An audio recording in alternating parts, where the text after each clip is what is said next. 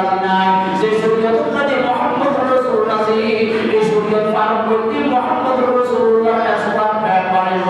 আশিক রাসূল হয়ে আল্লাহু আকবার আল্লাহ আকবার বারার মাঝে আশিক রাসূলুল্লাহ লিস্টের মধ্যে নাম হবে কি নাম হবে কিয়ামতের ময়দানে আমার পয়গম্বররা আশিক নসিব হইব হযরত বজর পান নসিব হইব